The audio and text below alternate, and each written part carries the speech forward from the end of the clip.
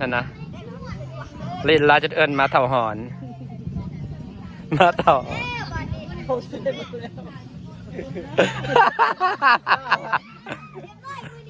เรียบร้อย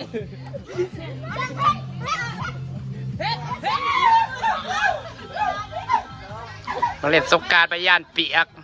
สบายดีจ้าพี่น้องอันนี้ก็ย่านเปียกนี่นะจะเราก็สิเอาย่อไปทงถังนี่คนย่านเปียกมาเล่นสงกรานต์ไปย่านเปียก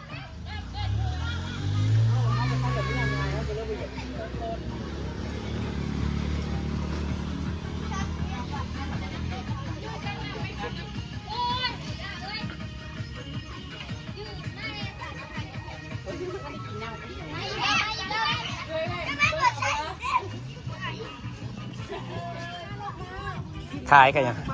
นุ่มเหนียว นี่คือนุ่มเหนียว แสบได้นุ่มเหนียวนะ เป็นอะไรนุ่มเหนียว โอ้ยจับจับอันนี้นะโอ้อยู่สวรรค์ดังกระโดดแก้วละ5 บาทเหรอ อ๋อ ลุยเขากับปั้นเขาใส่กี่เบ้ดื้อ แก้วละ ว่าผู้สาวนี่แม่มันมาให้เนี่ย9 บาทใส่ก้น อยากกินหรือเปล่า ซีมปี๊ด เลี้ยงก่อนเฮ้ย เงินน่ะบริอึดโผดโพเด้อเฮ้ยเบิ่งแน่เฉพาะจังพักกันรวยเนาะใส่เงินนะเรียนกะแคะใส่ถุงออกมา ตุ้งกบแก้ว โพดเฉพาะจังรวยเฉพาะจังเป็นธุรกิจพอเบิ่งแน่เฮ้ยเฉพาะจังรวย นี่จะไป ประหยัดแท้ อยู่ว่าเราได้เส้นบ้านนั่นน่ะ ประหยัดอลีหรอนับเปียดสิถุงมา ทุกคน อยากเล่นอยู่ การปีนี้หาวันไหนเนาะ บ่หาบ่เล่นสกายกับปีนี้แหละจะเล่นสงกรานต์นี่สิเฮาสเปียนแม่สิบ่ได้เล่นเลยตกเอาตู้ใหญ่ๆมาเปิดให้มันจังคึกคืนมันจะคือเล่นสงกรานต์ มีตู้ โอ้ มีอันนี้อะไรนะ หาตู้ใส่มาเปิดโอ้แก้วน่ารักอ่ะก็สิแซ่บอยากแซ่บเฮ้ย เหนียวบอก โฆษณาเลย เฮ้ยอยากถ่ายรูปเลยฮะ รีวิวกินนมเหนียว เอาลงไปเอาเงินก่อน ก็เสียมาใส่มันอย่างยังบ่วงไอ้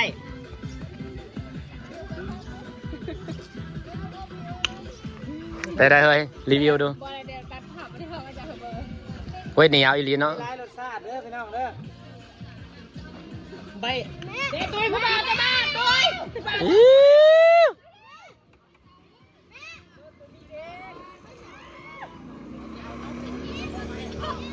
มันก็บ้ากันดิผู้บ่าวบ้า ไปนอนอยู่เจ๊รี่อยู่เจ๊ใช่ไหมพ่อผู้บ่าวบ่มานะแม่มันค่ำเลยจะไปเล่นสงกรานต์เดี๋ยวตอนกลางคืนบ่ฮะจะเล่นตอนกลางคืนบ่ เบิ่งนี่เฮ้ยเราหยันเมียหนาเราดำเราหยันเมียเราหนาดำเราเอาเด็กเราเอาเจ้าอยู่ ออกมาเล่นนะไม่ได้นะค่ำเลยจะเล่นตอนใดคะพาสิพาหยาเพื่อนสลอยไปบ่ผู้อยากไปหาผู้บ่าวนะแต่บ่ไปเล่นสลอยปะฮะบ่ได้ได้มีแต่ออยเด็กหน่อย 3-4 คน บักน้อยๆสีเสื้อแดงแล้วก็จะไปสวัสดีจ้าพี่น้อง ก็มีเด็กน้อยพวกนี้แหละกระโมมันผู้หนึ่งบ่ที่มอนบอลใจอ่ะเด้แล้วก็ออยลอยอ่ะอ้ายบอกแปะ บักน้อยๆเสื้อแดงขึ้นมาก่อน มะขามต้นนี้คือตายวะมันผีกใบบ่จะคือมันตายเนาะ ต้นใบร่นไปเก็บผู้ชายนะ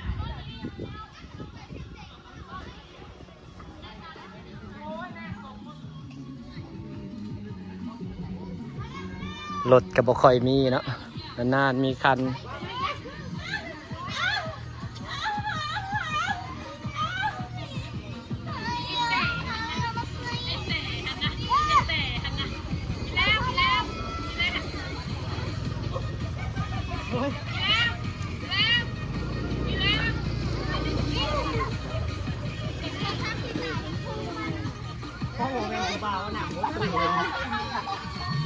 โหดเด็บผู้บ่าวนะเฮ้ย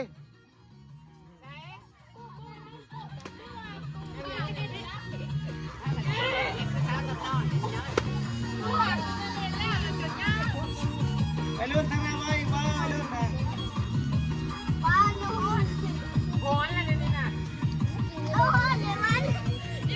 เราก็ได้ขายดีนะ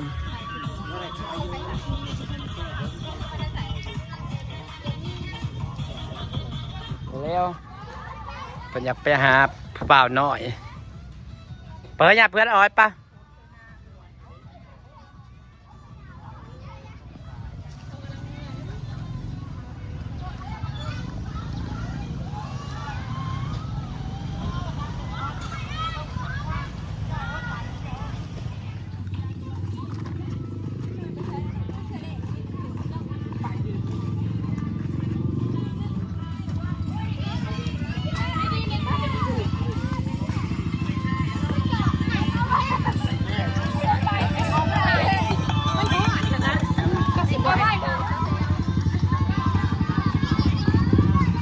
พากันให้โหเพื่อนบ่าวอ้อยก็ได้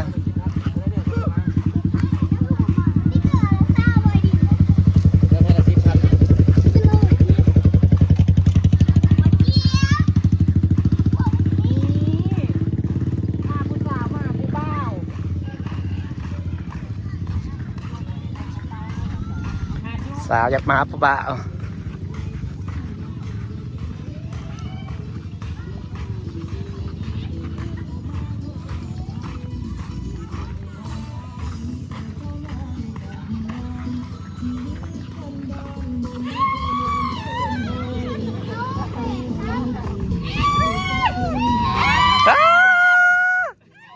ไว้ว่ามาฮอดแล้วฮอบแก้มรถเนาะ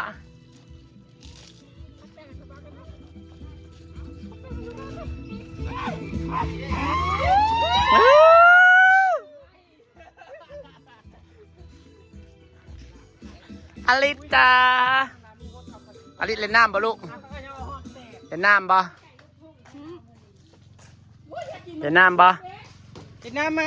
เอาปะกินปะหัวน่าจะจับอย่างไรลูกมือได้โอ้โหกว่าจะเตะ เล่นน้ำบ่ กินน้ำปะ มันเอากระตื่น อุ่นน้ำมันบ่เย็นเมย์จะไปใช้เมย์จะไปใช้ อลิสเล่นน้ำเหรอคุยพระเดหดน้ำพักนั้นก็เศร้าหดเลย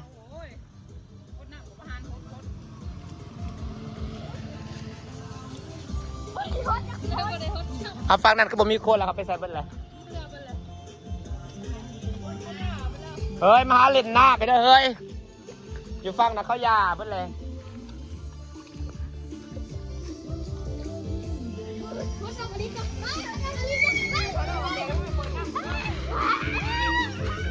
เอาสิฝากบรรยากาศได้สันนี่นะจ๊ะฟังนั้นเขาเลิกไปแล้วมาหาเล่นน้ำนะปัง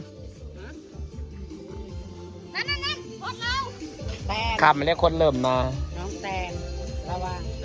ตีนเหยียบมันเลยไม้สัญญาณมันมากินน้ำได้มันจะบูดหรอ ฝากบรรยากาศและสนิทและพี่น้องขอบคุณทุกคนที่ติดตามนะจ๊ะหลงเหลงแต่เด้น้ำมันแพงคนบอกกล้าขี่รถหรอ เ